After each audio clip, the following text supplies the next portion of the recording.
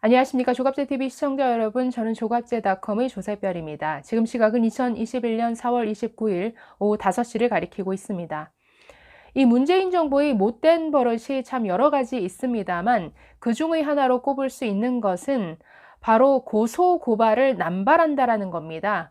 자신들에게 비판적인 목소리에 대해서 고소 고발로 맞대응하는 사례가 너무나 많다라는 것이죠.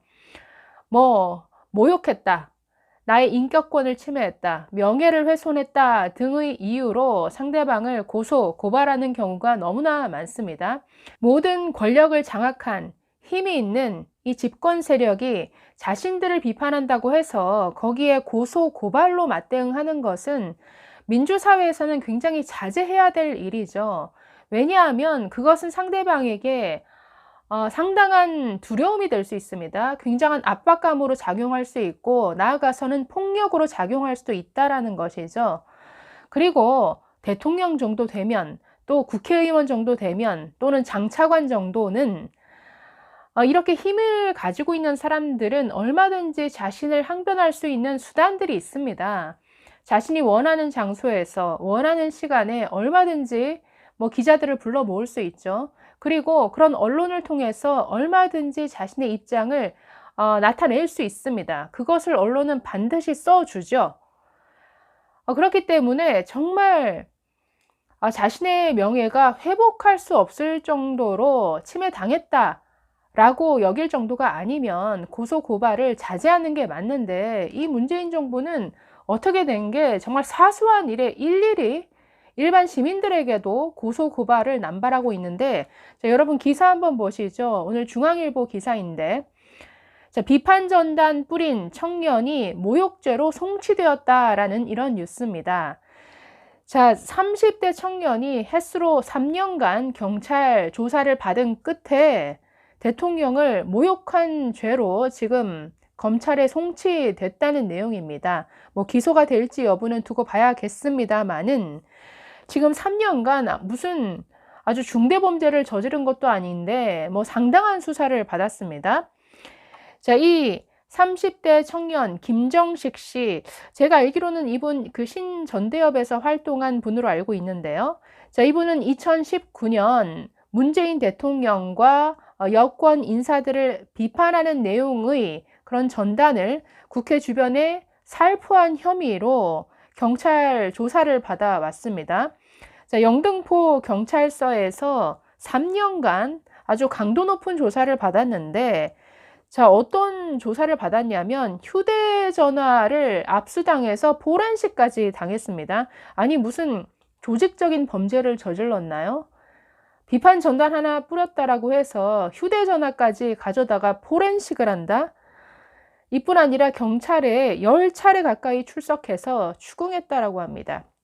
우리가 모욕죄 정도는 한 번 정도 불러다가 조사한 다음에 넘기더라도 벌금형 정도로 다루는 게 일반적인데 3년씩이나 휴대폰 포렌식까지 해가면서 조사한 끝에 결국 검찰에 넘긴다? 굉장히 이것은 이례적인 일이죠. 자, 이 김정식 씨 중앙일보와의 통화에서 이렇게 말했다라고 합니다. 경찰에 나를 송치한 혐의가 문 대통령 모욕과 경범죄 위반이 맞느냐라고 물으니까 그렇다라는 답변을 들었다고 합니다. 자, 이 모욕죄는 형법상 친고죄입니다. 즉 반드시 누군가, 즉 피해를 당했다라고 주장하는 당사자가 고소 고발을 해야 물을 수 있는 죄라는 것이죠. 자, 그러면 누가 고소했을까요? 그러니까 고소해야지만 기소할 수 있는 죄인데, 그러면 대통령이 직접 이 사람을 고소한 것이냐, 이렇게 추정할 수밖에 없는 것이죠. 자, 그러면 이에 대해서 경찰에 기자가 물었습니다. 대체 이건 친고죄인데 그러면 고소를 한 사람이 있을 것 아니냐, 그게 문재인 대통령이냐라고 물었다라고 합니다. 자, 그랬더니 경찰은 다 알 거라고 생각한다라고 하면서 정확히 누군지 알려주지 않았다라는 것이죠. 자, 경찰은 고소한 당사자가 누구인지를 이 피의자인 김 씨에게도 알려주지 않았다라고 합니다. 자, 이 김 씨는 중앙일보와의 인터뷰에서 이렇게 주장했습니다. 수사받는 과정에서 여러 차례 같은 질문을 했으나 경찰은 누군지 뻔히 알 건데 내 입으로는 말 못한다. 알면서 왜 묻나? 네 입으로 그게 나오면 안 된다라는 답변으로 일관했었다라고 이렇게 주장했습니다. 자, 이것은 심각한 그 피의자의 방어권 침해죠. 경찰은 당연히 알려줄 의무가 있습니다. 왜냐하면 고소한 사람이 누군지를 알려줘야 그 고발을 당한 사람은 당사자와 뭔가 합의를 할 수도 있고 여러 시도들을 해볼 수 있는데, 이것을 차단하는 것은 이것은 방어권을 심각하게 침해하는 일이죠. 자, 중앙일보가 재차 그 경찰에 물었다라고 합니다. 문 대통령이 직접 김 씨를 고소했느냐라고 물었는데 역시나 돌아온 답은 그것은 말하기 곤란하다. 법리상으로는 문 대통령이나 그의 위임을 받은 이가 고소했다고 밖에 볼 수 없지 않느냐라고 기자가 물었는데, 이에 대해서도 알아서 쓰라라는 답변만 돌아왔다고 합니다. 자, 만약에 우리가 추정하는 대로 문재인 대통령이 이 일반 시민을 고소했다, 이것은 정말 뉴스 토픽감이죠.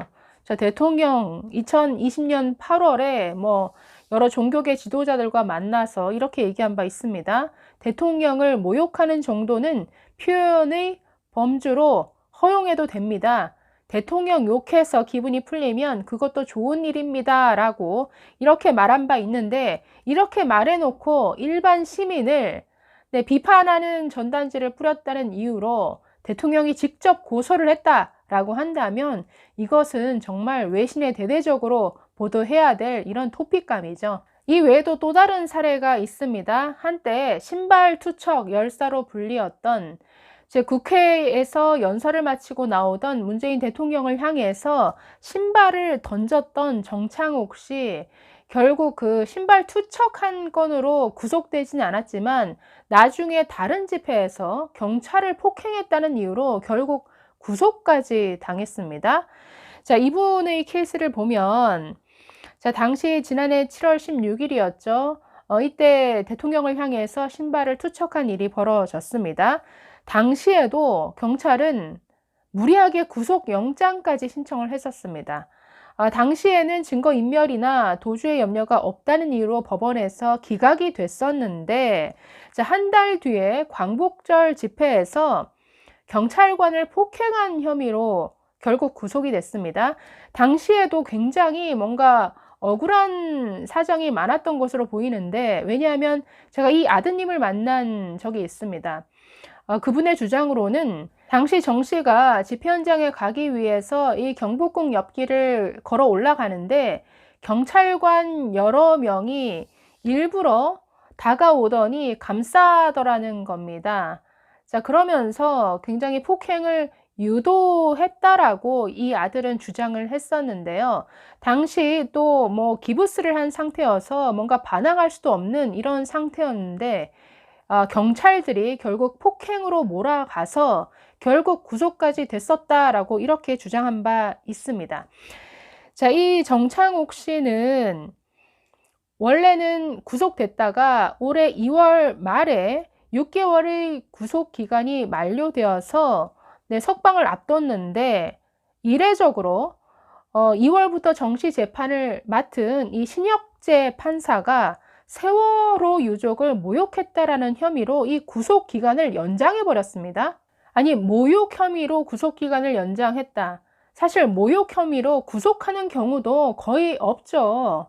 자, 그리고 검찰도 모욕 혐의에 대해서는 불기소 결정을 내렸는데 돌연 판사가 도주 위험을 이유로 이 구속을 연장해서 이것은 굉장히 많은 논란을 낳았습니다. 결국 8개월간 옥살이를 하다가 지난 27일 보석으로 석방이 됐습니다. 이 외에도 고소고발 사례 너무나 많습니다. 신전대협으로 불리우는 우파 청년 단체에서 그 단국대 천안 캠퍼스에 이 문재인 정부를 비판하는 풍자 대자보를 붙였었는데 모욕죄로 걸기도 참 민망하다 보니까 다 개방된 대학 건물이었음에도 불구하고 건조물 침입죄로 결국 재판에 넘겼습니다. 이런 식의 고소고발을 남발하는 이 문재인 정부, 80년대 군사 정권보다 나은 게 뭔가요? 그러니까 이 독재 정권, 문재인 독재다라는 이런 비판을 듣는 것이죠. 고소고발하는 정권, 고소고발 남발하는 정권, 대체 국민이 그렇게 두렵습니까? 두려워할 만한 일을 참 많이 저지른 것의 반증이 아닌가라는 생각을 또 해보게 되네요. 감사합니다.